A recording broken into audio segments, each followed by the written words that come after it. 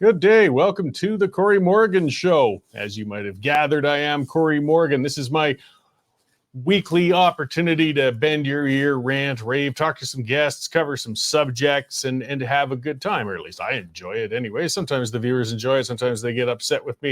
It doesn't bother me when you get upset. But, it gets our blood pressure going. It makes things interesting. Can't just always read the columns. This way you can kind of hear them. Just, again, so much news, lots of dark news, sometimes lighter things as well to cover today. We're going to get into a bunch of that.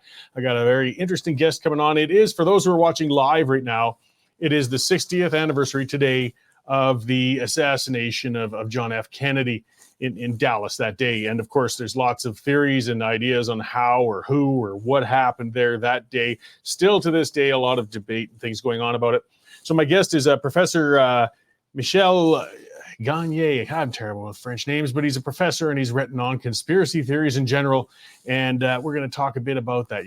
Why are there so many conspiracy theories on things in general? Why do people feel inclined to believe some of them when there's very shaky evidence? Or why are people so quick to dismiss them if sometimes they're real? It's a hard thing, but with the internet, it's a whole new challenge on trying to keep up with truth from fiction. All right, so I'm going to get going on one of my truths and tell you how I spent my weekend. So one of the best ways to get me to do something is to tell me I can't do it. That's just my stubborn, pugnacious nature. So thus, I found myself riding the LRT in Edmonton last Sunday when I didn't really need to use it to get anywhere. You see, the Edmonton Transit Service, which goes by ETS, put out a statement a little while ago to media outlets that said media would be banned from public transit facilities unless they sought and got permission to go there first. Now, being a unionized gang, of course, you could only get permission from 9 to 5 on weekdays from these guys. So if there were any events that needed coverage and they happened to be happening in the evenings or the weekends, I guess the press wouldn't be allowed to report on it. The requirement's ridiculous. It's a clear violation of freedom of the press. The Canadian Constitution Foundation immediately released a statement saying they're going to take ETS to court if they don't back off on this. Higher ups within Edmonton City Hall, they scrambled to respond, and they claimed there was no such restriction placed on media. People just misunderstood the statement. Oh, I see. Well, let's have a look at the statement, then I'll read it to you and see if you misunderstand it or not. Here's the statement. It came under the heading, Media on ETS Property. It says media are required, not suggested, to notify the City of Edmonton prior to reporting, filming, or conducting business on ETS property. This includes transit centers, LRT stations, stops along the Valley Line Southeast, and inside all buses or trains. If you wish to gain access to ETS property, please contact blah, blah, blah. How could this be misunderstood? It was pretty clear. They're saying media needs their permission to go on public property and do its job. Now, the reason ETS wants to keep us from reporting on transit property is pretty obvious. As with most major cities, Edmonton's transit systems turned into a dystopian, addict-ridden nightmare. Riding had become unpleasant at best and outright dangerous at worst. Edmonton police at one point even recommended people avoid using transit. Now, like all good bureaucracies, rather than fixing the problem, the first instinct on the part of the pointy-headed little bureaucrats was to cover it up, and that meant banning the press. Former Western Standard reporter Arthur Green used to drive them nuts. He made it a personal mission to expose the addict-fueled mayhem happening in Edmonton's downtown and on the transit systems. He constantly embarrassed ETS as he posted photos and video of some of the horrific scenes happening on transit facilities. Green's photos, they were often actually pretty tough to view as he highlighted the human misery and waste happening on city streets and transit lines, but they needed to be seen.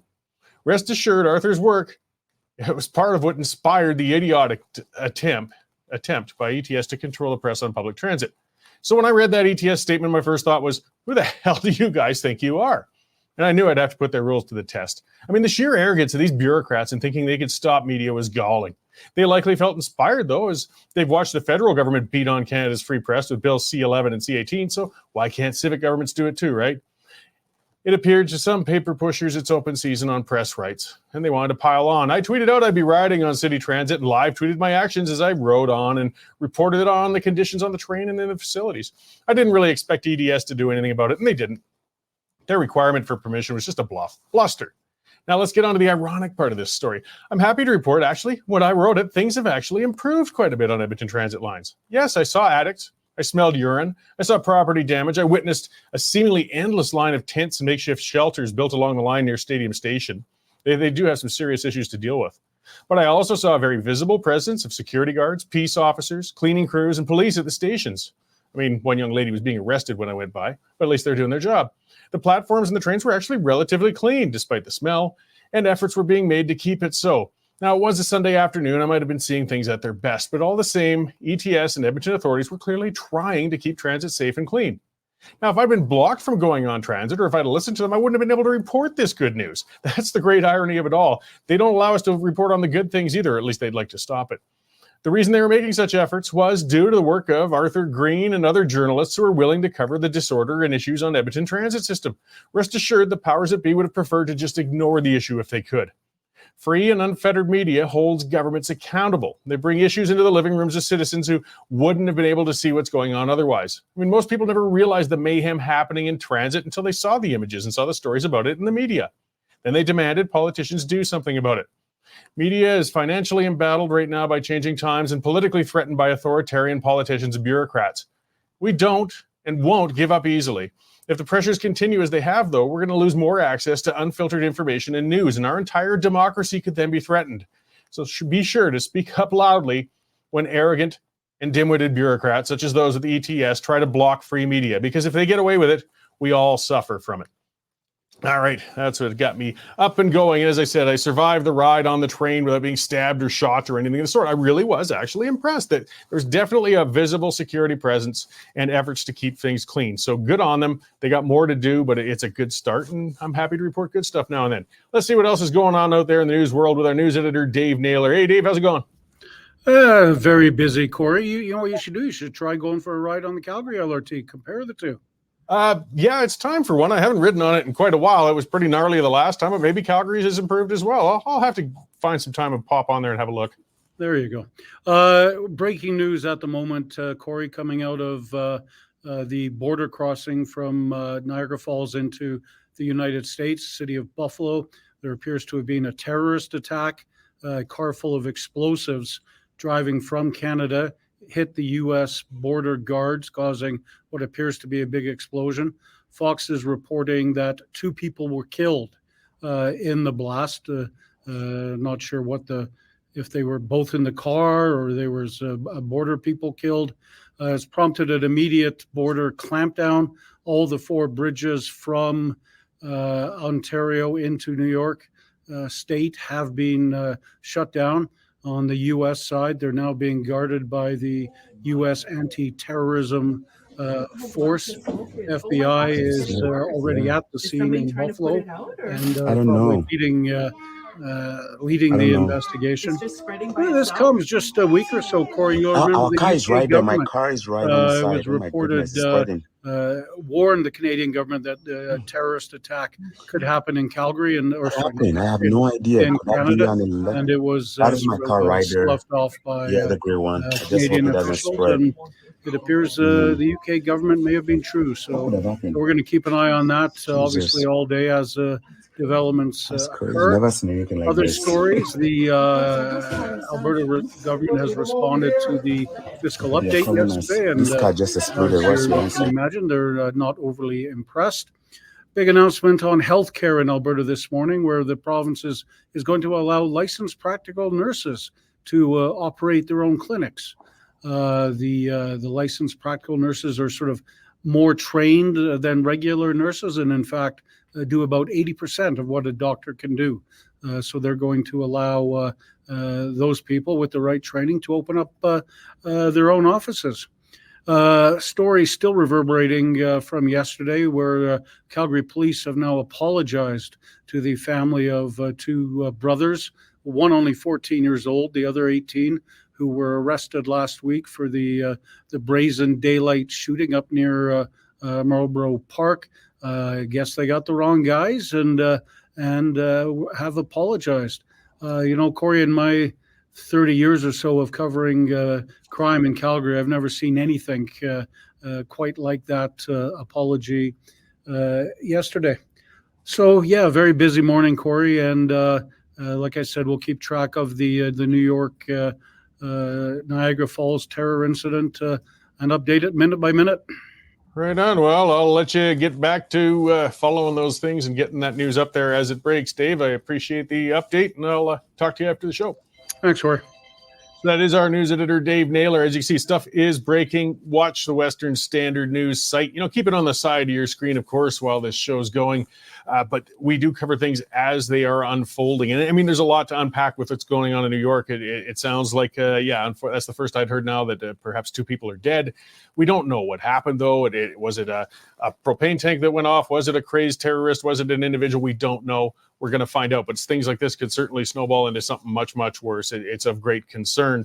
So westernstandard.news, guys, that's where you will find it. We put those stories up as soon as they hit. And hey, the reason we can do it is because you guys subscribe. We're an independent outlet.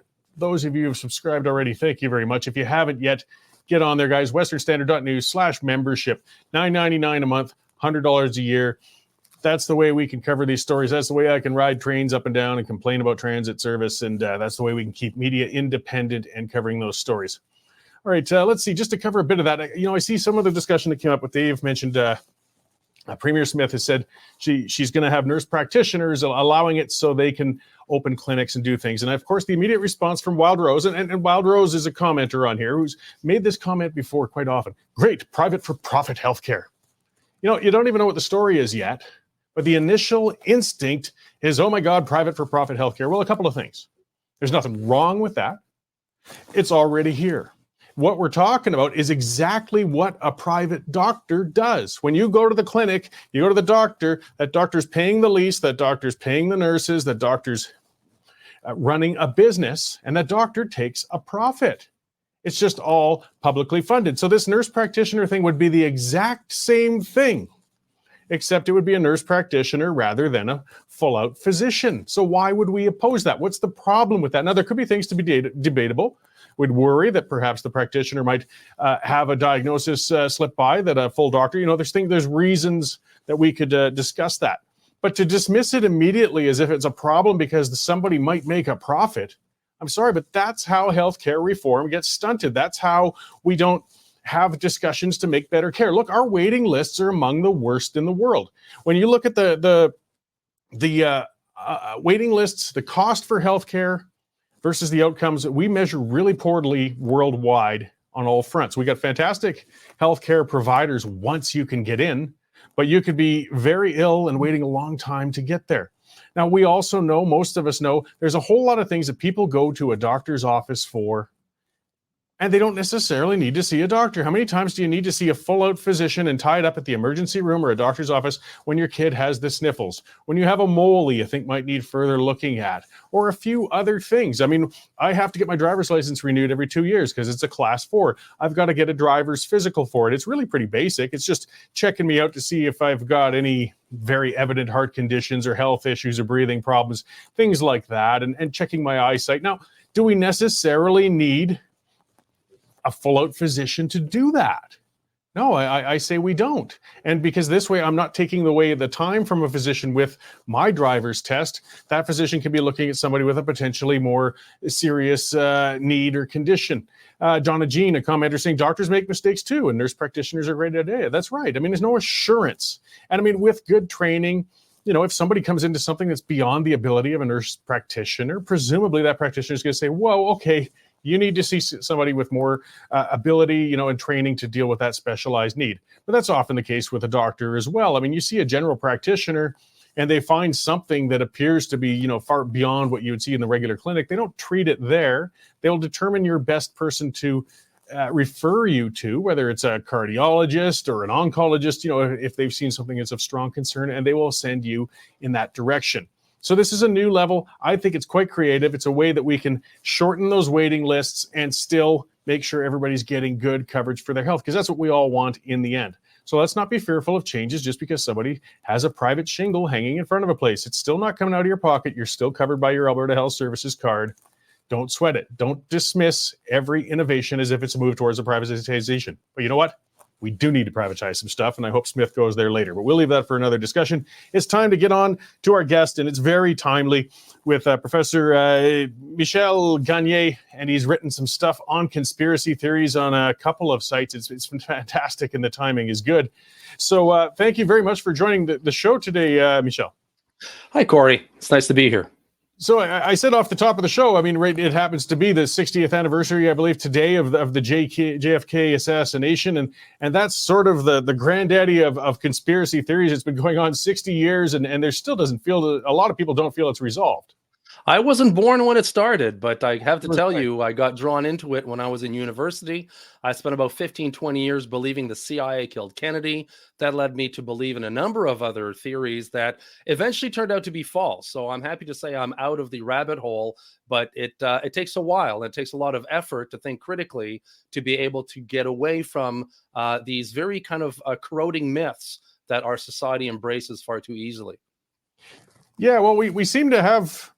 I believe, I mean, and you break it down into that in your article, which was fantastic too, but just some of the things to watch for in a conspiracy that perhaps isn't a legitimate one or isn't well-founded, but we seem to have an instinct if we see something unusual, we just want to fill the void. We want to fill the question marks kind of with our own interpretation of things, even if it's not sourced, or we'll take somebody else's interpretation without looking more deeply, and that can turn a small conspiracy into a large one.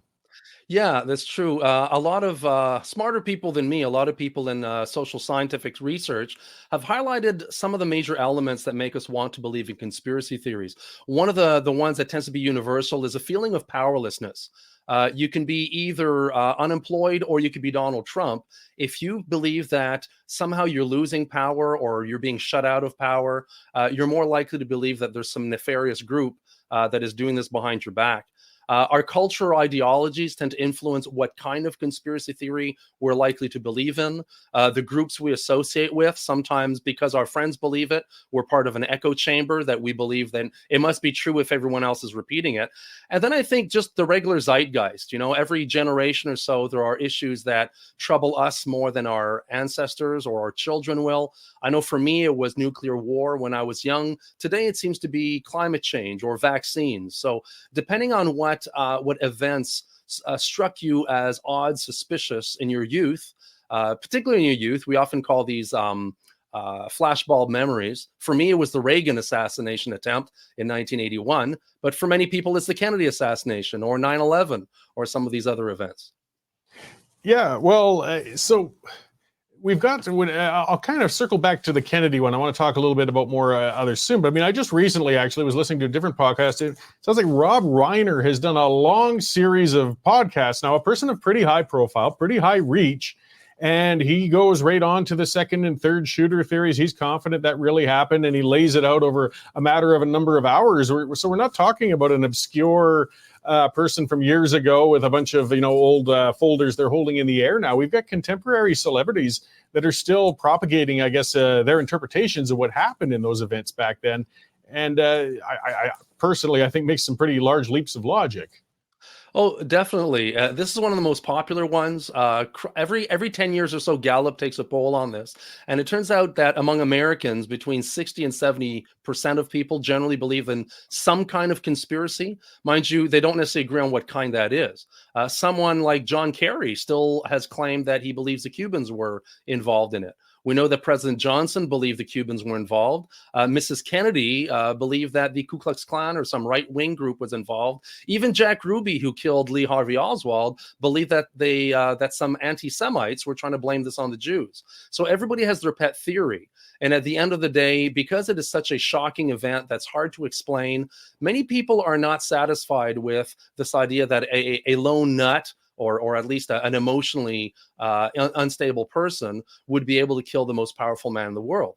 But Lee Harvey Oswald was not that different than a lot of the people who are school shooters today or other perpetrators. I think of the Tsarnaev brothers who caused the Boston bombing, marathon bombing a few years ago.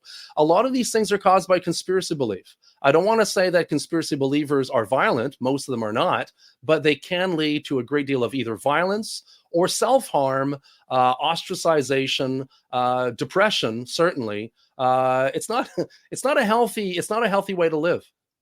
No, well, certainly not. And as you point out, I mean, some real conspiracies exist. You have that in your article. It's on the Aristotle Foundation, by the way, in full, and you did one for the Western Standard as well. But for example, Watergate, that was a real conspiracy. It was really underhanded. It was really government involvement, but it was all quite exposed in the end. Yeah. Or think of the sponsorship scandal. I live in Montreal. I lived through the 1995 referendum. The federal government gave a lot of money to advertisement agencies against the current laws of Quebec at that time, the referendum laws. And what did those people do with it? They bought yachts. They spent it on their debts or on restaurant dining. They didn't actually do what they were asked to do.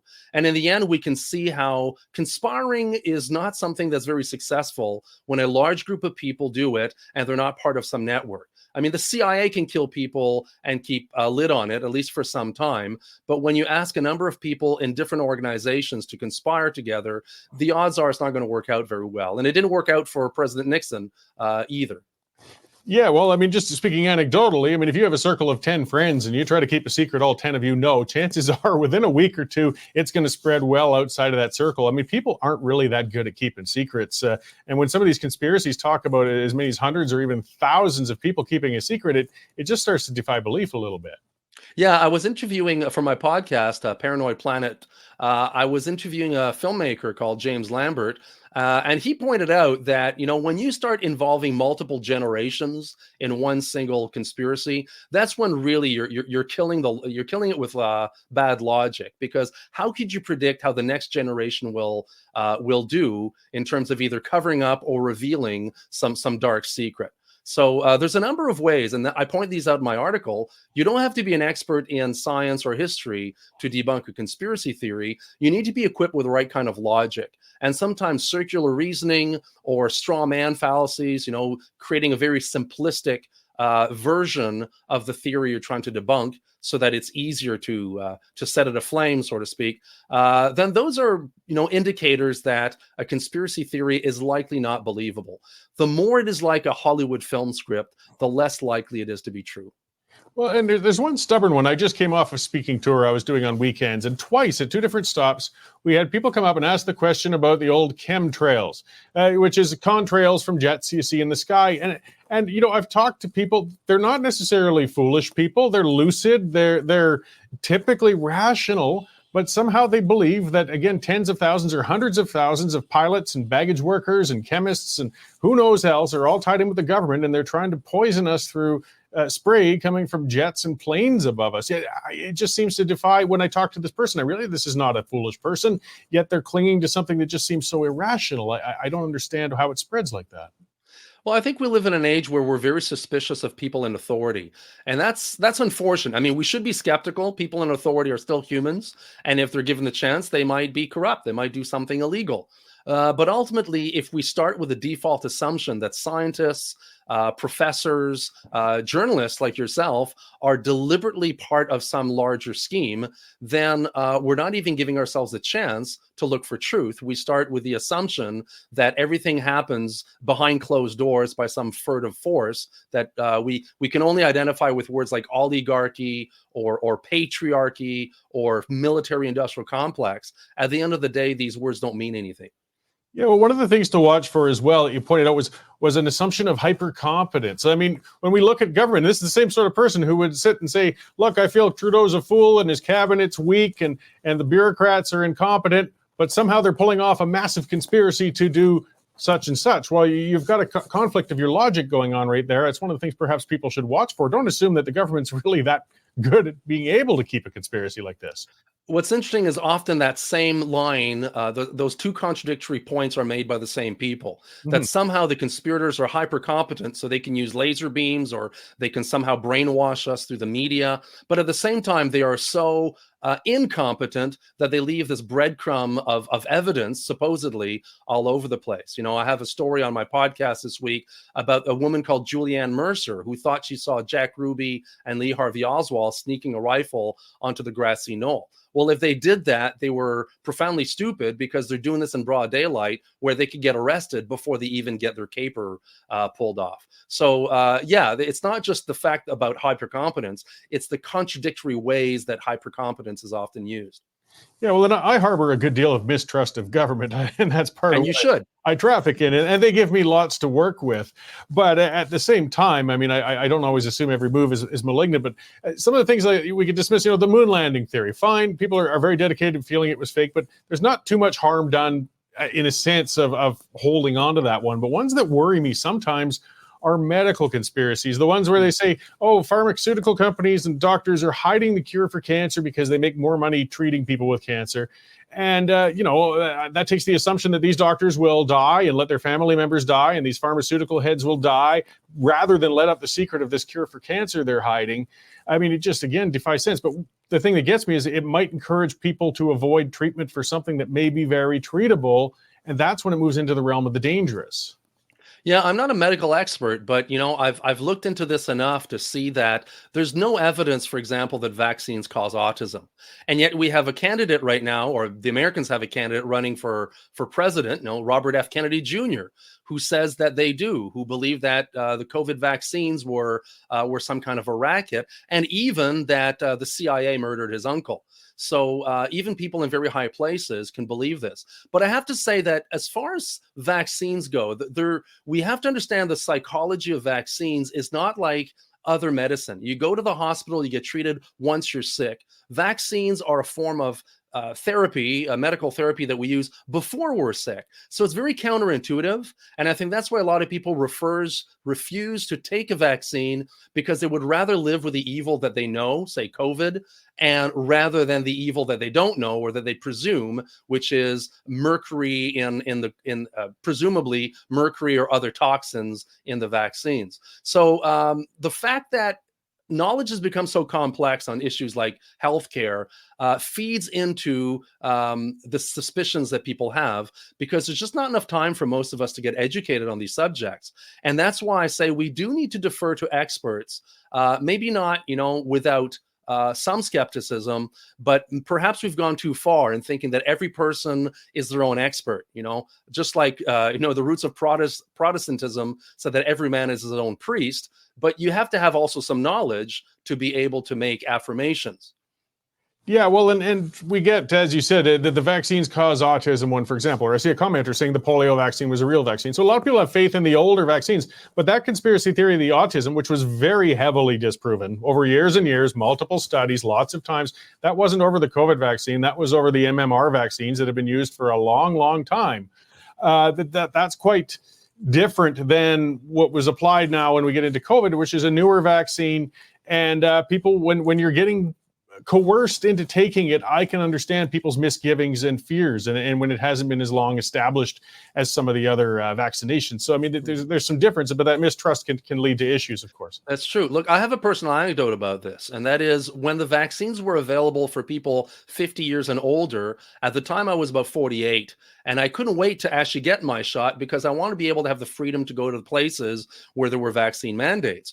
I went 3 or 4 times to get the AstraZeneca shot, but every time I went, they were out of doses. So I ended up getting the Pfizer.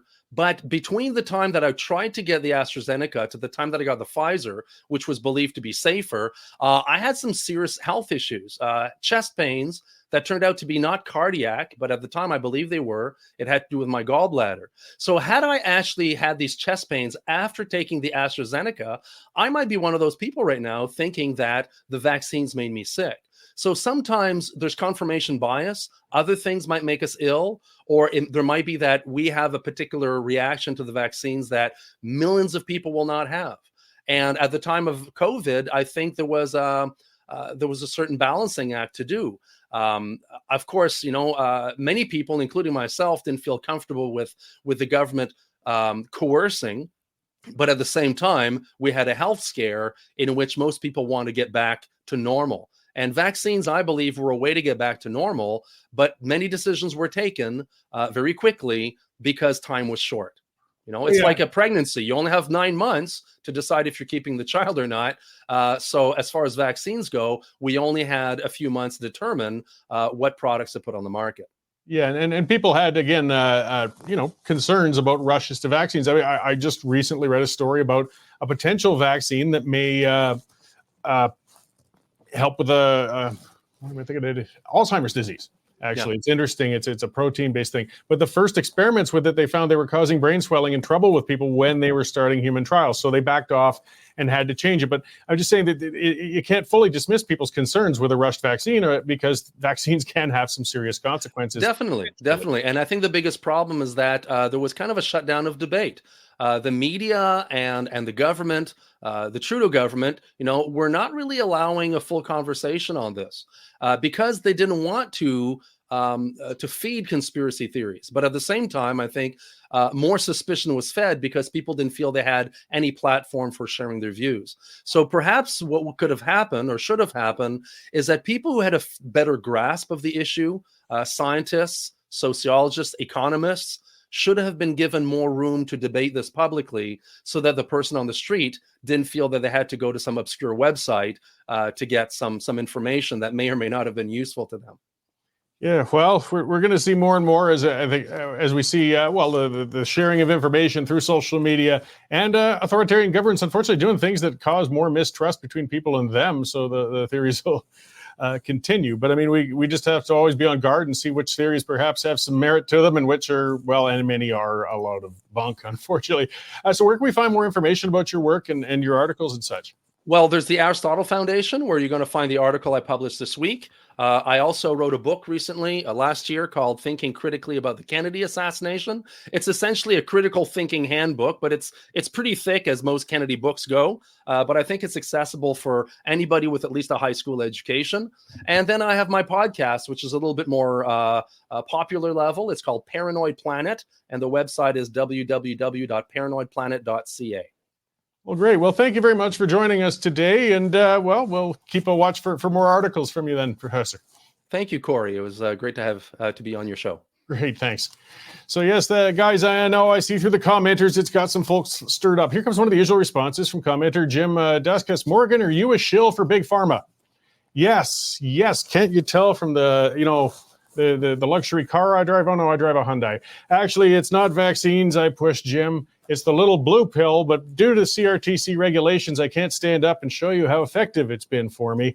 Thus, the millions that Big Pharma gave me haven't worked out. I'll just have to have it go to online reviews as to how well it's done. Come on, guys. Just because I'm talking about these things doesn't mean I'm a shill for this, a shill for that. We can have critical discussions on things, and that's what Michel was kind of saying. That was part of the problem that happened over the pandemic. Everything was rushed and people were shutting down discussion, and that causes more mistrust. That causes people to dig their heels in and get more concerned about things. I'm not dismissing every concern with the COVID vaccines by any means. I got vaccinated and crossed the border a few years ago, and I remember some people going wild on my show about that. You see, you're one of them. Well, no, I wanted to cross the border, and no, I wasn't as worried about it as others. Hey, Paradoxy, you drive a Hyundai as well. Okay. But just because I chose to get it doesn't mean I support the coercion of others getting it. I've always supported the free choice of people. Watch for the difference, guys. It's not all or nothing. As long as there's choice and discourse, then we shouldn't have a problem. And that's why, we have these discussions on this show. You don't have to agree with everything we're talking about, but we're having the conversation on it. And people will make their own conclusions and determinations from that. So, yeah, I know not everybody's going to agree, but I mean, there's, as we said, there's all kinds of conspiracies, or there's urban legends. Those are big ones. I remember when I was going to school, I think it was Hubba Bubba that supposedly had spider eggs in it. Jim Daska saying there was no choice. Yeah, Jim, I agree. I think coercion isn't choice. You see, I have always vehemently and regularly said that. I've said it's wrong to make a person have to choose between keeping their job and getting a vaccination. It's wrong to make a person choose between going to a school and getting a vaccination. It's wrong to make a person choose between getting a vaccination and traveling to see friends, loved ones, or go to places, or take part in sports. I've always said all those things, Jim. Yet when I talk about one thing you don't like, you say, are you a shill for Big Pharma? Well, no, I'm not, Jim. I don't have enough money for that. But either way, it was a good discussion. If you want to find more, again, let's have the discussion. That's what we're about. It really is. Don't have to agree with me, as we see lots of people often don't. All right, let's discuss some of the other stupid crap going on out there. There's always lots. And we've had an interesting bill. It's kind of making the news right now because it's not even so much what's in the bill, but the way the politics are being played around it that shows how sick and broken our government is. So it's Bill C-234. It was a private member's bill. And those things don't often actually make it all the way through. And This one is a bill that would basically exempt farmers from the carbon tax for grain dryers, propane, things like that. It's costing us. It's costing all the way down to our food and everything else we get from our agricultural producers and the rest. And this is a good bill. And it passed, and it says when it voted through Parliament, 176 in favor. There were even a few Liberal MPs voted in favor of it. This is another carbon tax carve-out is what it would be. Of course, every Conservative member did. NDP and Bloc did as well, and even the Green. So it looked like this bill was going to make it through. It was going to become another exemption for the carbon tax for our food producers. It would save us some money getting food to the table, save our farmers some money. Well, not quite. What's happening now? Trudeau's trying to stop it through the Senate. So while he allowed it through Parliament, or couldn't stop it, he's trying to stop it in the Senate. And how is he doing it? He's stacking the Senate. He's appointed 3 more senators. He just stuffs them in there. And then, like little barking seals, they will vote however they're told. And they see there's one of the BS. This isn't a conspiracy. This is just a government lie. Let's talk about that. Oh, Liberal senators are now independent. Yeah, right. Look at their behavior. They vote as they're told. We saw that repeatedly with Paula Simons, who drives me nuts with her hypocrisy in there. She's supposedly supposed to represent Albertans in the Senate. And I tell you what, I really respect Simons because she did some fantastic columns on some of the terrible stuff in child welfare cases in Edmonton in the past when she was a journalist. But once she got appointed to the Senate, she became Trudeau's little gal in there, and she does what she's told, even though they say independent. Well, these 3 new independent senators, how do you think they're going to vote on this carbon tax bill that's going through the Senate? They're going to shut it out. Now, it's just my prediction. It hasn't happened yet at this point. But guys, they're going to shut it down. So again, it shows the abuse and waste in our system. I mean, the unelected, the totally appointed by Trudeau ones, those barking seals in Senate, will get to shut down a bill that's gone through every other level of Parliament, because Justin doesn't want yet another embarrassment. Like he can avoid them, right? Let's see, from Momzilla, a commenter saying the car explosion on the Peace Bridge. Yeah, we talked about that earlier. All bridges are closed while the FBI investigates. Yeah, so for people watching live, I guess if you're in Ontario, you're thinking of crossing the border, you aren't going to make it on any land crossings. Probably, I'd bet, in the next couple of days when it's something this serious. It's going to be interesting to see what comes out of that. Paradoxy said triple E. There's a term that we don't hear often enough anymore. And that was way back in the Reform days. That was the big call out. There were farmers who carved that into fields out here in Western Canada. It stands for Senate Reform, which is equal, effective, and elected, which would mean, say, for example, I don't know, every province and territory got 3 senators each, making it equal. And if it was elected, they would be elected. That E stands for itself. They would become effective if those other 2 E's came about. That would be automatic. But as it is, it's just a pasture for old men and women for political patronage, where you get a huge salary, a lot of giant pension for it. And it's appointment. You don't have to face the electorate for it. And you just do what you're told by the government once you're in there. Paradox is saying, I'd be surprised if there's any border crossings open. Yeah, I don't know. Any land crossings right now, they might be really, I imagine if they're open out here in the West or whatever, they're going really, really slowly. So all I can recommend to people watching this live is, check. There's online things for border crossings. Check with your news and things like that, and make sure it is open for you. Okay, let's see. The latest polling, speaking of Trudeau, you can see the desperation. And this is where we get dangerous in Canada. It really does. Trudeau's got his back against the wall. I keep thinking, and he keeps proving me wrong. I'm wrong sometimes. I got to admit it. And I know lots of people love to point it out when it happens. But that dingbat will not back down. He's in the toilet. He's not going to come back. The Liberals are not going to win the next election under his inept leadership, but he will not go. And they are such a top-down, subservient party, they won't rip him out of there. And I'm just looking at these polling numbers. If an election were held today, Conservatives would take 208 seats. The Liberals would take 71. That's a drop of almost 90 seats. The Bloc would probably be about the same, the NDP about the same, and the Green about the same. Like, this is a collapse of support. This is going in the toilet. Now, someone to be fair, though, we could be, unfortunately, still, because Jagmeet, he knows he's as close to power as he's ever going to get. He'll shore up this government no matter what. But if he goes 2 more years in politics is a long time. Warren Kinsella, a person a lot of us love to hate, but he can make some valid points. He's worried that Conservatives are peaking too fast. It's one thing to be this strong in support right now, but can you maintain that for 2 more years? It's politics. you're just all one crap away from suddenly dropping again 20 points in the polls. So the best time to be sitting in polls like this, of course, is a week or two before voting day, not potentially 2 years before it gets here. All the same, they're really nice numbers to see because this is a government that clearly Canadians have had enough of. And it's showing in those numbers. It's just whether or not they'll last. Now, and again, as they get desperate, Trudeau's going to do more desperate things to try and turn that around. I saw something on social media earlier today. Well, I participated in it. For those who follow me on Twitter, or X as it is now, I had some clown coming after me saying I was a settler. I'm getting so sick and tired of that settler crap, that settler colonial crap. And I retweeted with some words that I can't say on this show because we do run on some cable channels. But I also said I'm not a settler. I was born in Canada. Cut it out. It's ridiculous because it is ridiculous and it's divisive and it's stupid. But either way, what got interesting for those who follow that type of social media, it went kind of viral. His tweet at me, his X at me. If you look up mine, Corey B. Morgan on X, Corey B. Morgan on Twitter, you'll find it through there. It had, the last time I checked, over 350,000 impressions, his tweet, and it had 100 likes. That means of 350,000 people who saw what this twit put out there about us being settlers, only 1 in 3,500 thought, yeah, I agree with you. And of it, at that point, there were 1,200 people who took the time to say you're an idiot and responded to him. It's called being ratioed on there. But you see, the reason it makes me happy, that's a large sampling. 350,000 people is a lot of people. We hear that stupid settler colonial language from academics. We hear it from politicians. We hear it from union leaders. We hear it from activists.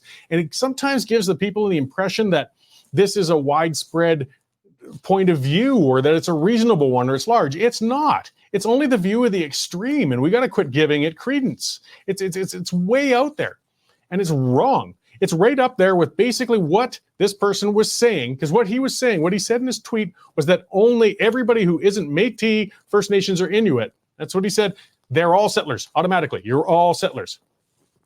It's racism. It's exactly what that is. It's like anybody else saying, I got here first, go back where you came from. We don't accept that from people when they say that to new Canadians, or even worse, when they say it to Canadians who were born here, but they appear that they may be new Canadians. Yes, we're getting down to race again, guys. We don't accept people saying, go back where you came from in that case, because it's bigoted, it's wrong.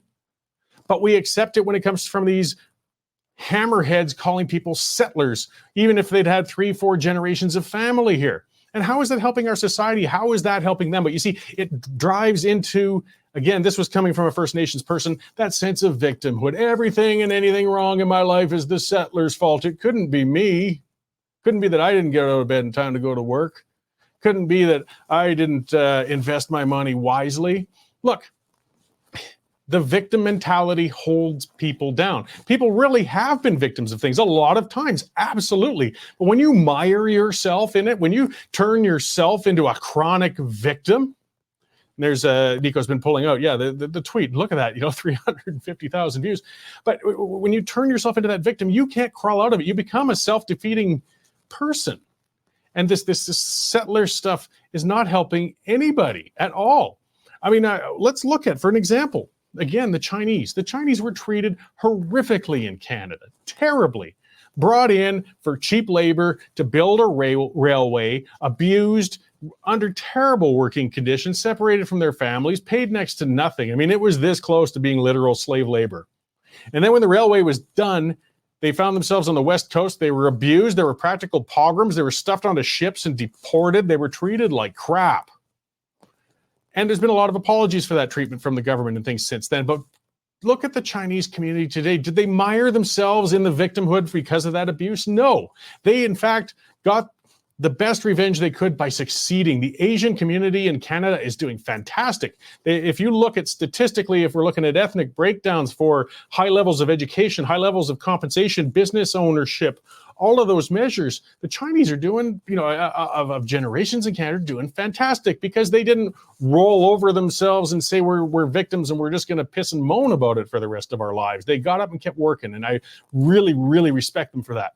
Likewise with Japanese Canadians. If you go down to southern Alberta, there's a really cool thing you'll see out there. Southeast Alberta, lots of people with Japanese last names with an Asian appearance, yet they're farmers. And they talk with a southern Alberta prairie accent because they've been there for generations. But the reason they're down there by Tabor and Tilly and all those areas is because there was a great big internment camp in World War II. The Japanese were screwed. We stole their property, or I won't say we. That's a term I should stop using when it comes to the government at that time. Stole their property, stuffed them in there, and kept them in those camps till the end of the war. When the war was over, they basically said, okay, you're all free now, goodbye. They didn't even give them rides back to Vancouver where they took them from. So they were basically walking around the prairies. So they started working sugar beet farms as laborers and worked their butts off.